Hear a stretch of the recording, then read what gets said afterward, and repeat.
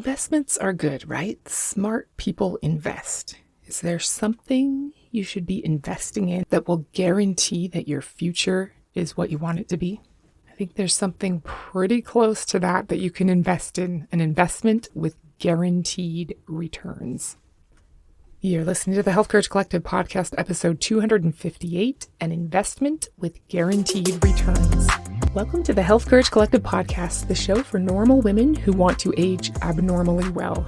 If you know that elite level health and hormone results are theoretically possible for you, but you're not quite sure how to get there, how you're going to squeeze it into your schedule, or how to partner with a provider to make it actually happen, you're in the right place. I'm so happy you're here. Hello, my friend. How are you today? I hope you are doing great. How are you feeling about replacing your hormones in a way that you still have a monthly bleed, even in your 60s and 70s? I know it doesn't sound appealing at first, but I hope understanding the benefits expands your knowledge and understanding in useful ways, even if you decide not to do it. Today, we're going to talk about a lucrative investment opportunity. It's not a scam or a scheme or whatever. I promise it won't be weird.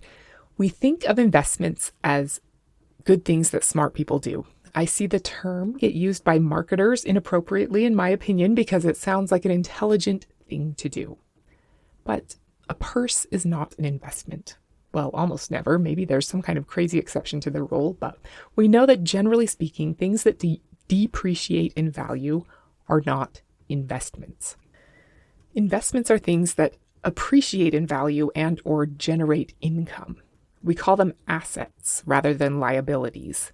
We invest to build wealth. We've been conditioned to believe that having wealth is the goal. But why? Having assets or wealth gives us freedom. Freedom to choose how we spend our time, where we go, what we do, with whom we associate, etc. Having wealth gives us security. We can rely on ourselves without being dependent on others for charity or pity. Having wealth gives us the opportunity to help others and make a meaningful difference. Being wealthy gives us options. So when we think of an amazing investment opportunity, the first thing that usually comes to mind is investing money, building wealth. You should do this wisely, of course. You might invest in stocks or real estate or commodities. There's cryptocurrency and alternative energy. But money is not our only investment capital. We can also invest time or energy into something. We might invest time or energy in planting and caring for a garden, going to college, building a friendship, putting solar panels on our roof, doing preventative maintenance on our car, or producing a podcast. We hope that our time and efforts will pay off somehow in the future. With fresh, organic vegetables, a higher paying job, enjoyable relationships, free electricity, an averted crisis, or an awesome community. The most important metric to consider in your investment is the ROI, or return on investment. Is the benefit worth the risk? Some investments, like bonds or savings accounts, are less risky, so the return isn't very spectacular. It's safe. Some investments, like venture capital for a startup, are very risky. The return can be potentially huge, but the risk of losing everything is much larger. No risk, no reward. That's what they say, right? There really aren't readily available investments that are both safe and highly lucrative. If you are somehow magically going to get a 75% ROI from an FDIC-insured savings account, you'd be out of your mind to not put all of your money in there immediately. Safe and ridiculously good rate of return, not something you're going to find at your local bank or stock exchange. We don't have cable TV at my house, but when we go on vacation, my boys usually get super into a show because the network will show like 150 episodes in a row, So on one of our trips, they were watching this show called Gold Rush on the Discovery Channel. Have you heard of this one? It's about gold mining in Alaska. And of course, all the drama that goes along with getting to the right site, equipment breaking down, arguments, and all that stuff that I'm sure is like mostly staged. A lot of what hooks you on the show is the suspense of finding out whether the crew foreman, or whatever he's called, is going to make back all of the money he spent on leasing the site, buying the equipment, and paying the crew. We don't know these guys, but we're concerned about whether they'll get a return on their investment. Is all of this effort going to pay off? Gold mining in the Yukon is majorly risky business. If we had an opportunity to invest in something, but we didn't, we'd feel pretty dumb later on when we realize what we could have had if only we'd gotten with the program. Maybe we all feel this way a little bit, especially about cryptocurrency, although I don't know so much anymore. Did you hear about that guy who bought a Lamborghini with Bitcoin that he had bought earlier for $115? Whether we're investing money, time, or energy, we usually think of investments as the obtaining of something outside of ourselves. We look outward for what assets we might be able to acquire to expand our portfolio. Byron Katie says the greatest stock market you can invest in is yourself. Finding this truth is better than finding a gold mine. What do you think? Is the ability to expand something already within yourself more valuable than finding a gold mine? Would those Yukon Territory guys on the Discovery Channel agree? Would the Discovery Channel be interested in developing a reality show about you and the resources you invest in your personal development? Here she is again, taking 5 minutes for herself to sit in stillness. But will her efforts be rewarded? Tune in next week to find out. Not likely. We'll come back to why not in a minute. But the reason why the greatest stock market you can invest in is yourself is because when you can expand something within yourself rather than just outside of yourself, you develop new deposits in your inner portfolio that enhance your power, resilience, groundedness, ability to focus, ability to love, and appreciation for your life as it's unfolding. The returns on the resources you invest in yourself are way better than stock market returns. Can you think of an example from your past where the time, energy, and money you put into expanding something within yourself paid off? Maybe with people who you've met, skills you've learned, experiences that ended up serving you well later in life. Investing in this inner stock market is not just a buy low, sell high scenario. It's continuing dividends, payouts day after day after day. And the accumulation of those dividends gives you extra capital that you can reinvest into the next opportunity. You could become an undercover tycoon of inner capital. It sounds dorky, and I guess it kind of is, but I really think that that's part of what seems so inspiring about people we deeply admire. That calm confidence and inner wellspring of wisdom and energy. That can't be bought in a flash sale.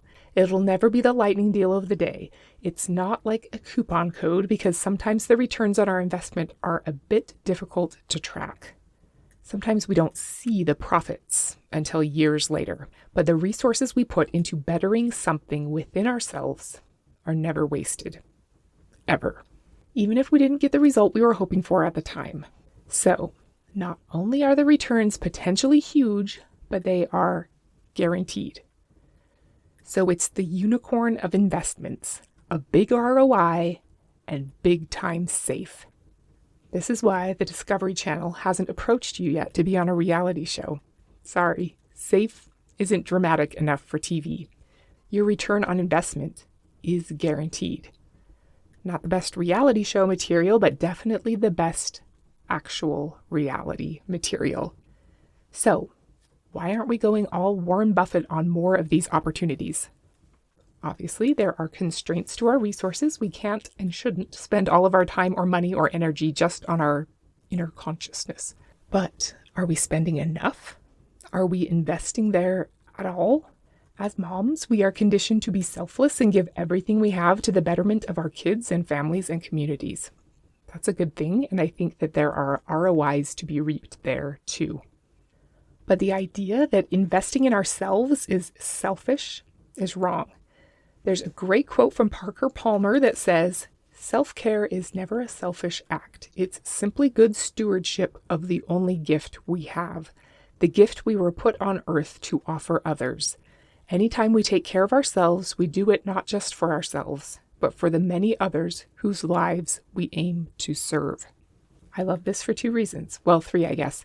One is the idea of being a good steward over the only gift we've ever been given. We're not profitable servants if we don't work to expand the only gift we're able to offer others. That's huge. Another is that you really can't pour from an empty cup. You can't be the best mom or business owner or caregiver or PTA lady or whatever if you run yourself ragged. We know this on some level and have probably talked about it at length in the past, even if we forget to act accordingly sometimes. The third part I love about this is that investing your time, money, and energy into doing the challenging inner work of learning to meet yourself where you are is a service to the world, because when you can learn to be kind and accepting to yourself, you become a person who is more able to see the humanity in others. You're more likely to love and accept others, to seek to understand them and help them expand into who they're capable of being, to be the calm in the storm of someone else's life. If we get caught in the trap, as we all do sometimes, of putting all of our energy and resources outward, we're actually doing a disservice to the world and the people we love. The work we put into accepting ourselves as we are, being able to calm our inner chatter and get still and be fully present to what is happening right now, are investments with staggeringly high ROIs. How can you invest a little more into this inner stock market? Could it be 5 minutes to yourself first thing in the morning? 60 seconds of stillness before you walk in the door when you get home from work? Saying kind things to yourself in the mirror when you brush your teeth? Knowing you're someone that you can rely on for kindness and responsiveness to your own needs is really better than discovering a gold mine. Likewise, since your physiology drives your psychology, and vice versa, the time, energy, and money you put into lovingly caring for your physical health has gobsmackingly high rates of return. It doesn't have to be anything extreme or strange, although I really enjoy learning about that stuff. Have you heard about the people who are drinking their own urine now?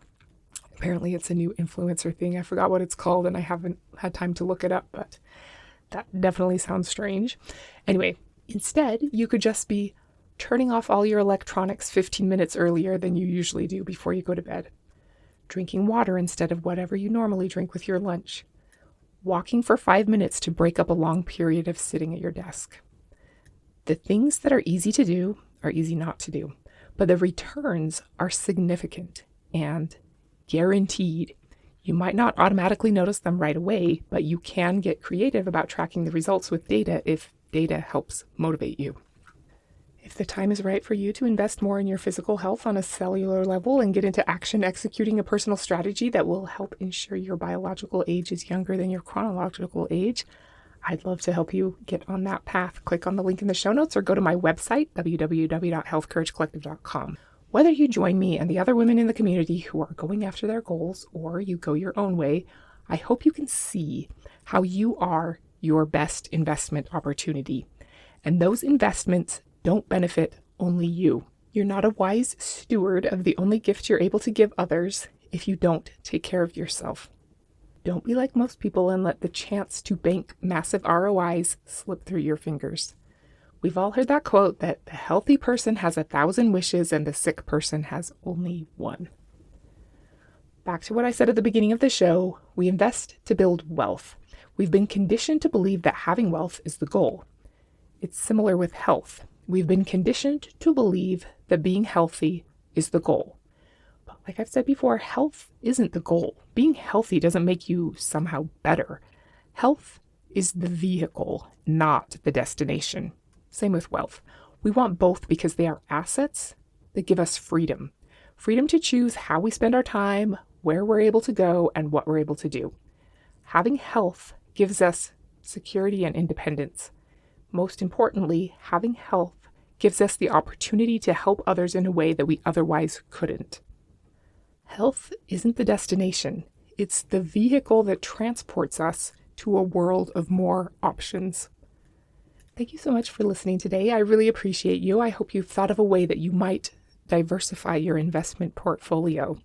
It doesn't have to be drastic. In fact, it's probably better if it's not. That's the benefit of compounding interest. You can start small and still win big. Next week, we're going to talk about whether mammograms are necessary. Until then, invest in the best stock market there is, and don't be normal. Thank you so much for showing up for yourself today and caring about how powerfully you're able to show up for the world 20 or 30 years from now. If you found this episode helpful, it would mean the world to me if you share it with a friend and also subscribe to future episodes. The more smart women like you we can have in this community together, the more we can lift and strengthen one another. This podcast is for entertainment and information purposes only. Statements and views on this podcast are not medical advice. This podcast, including Christina Hackett and producers, disclaim responsibility for any possible adverse effects caused by the use of information contained herein. If you think you have a medical problem, consult a licensed physician.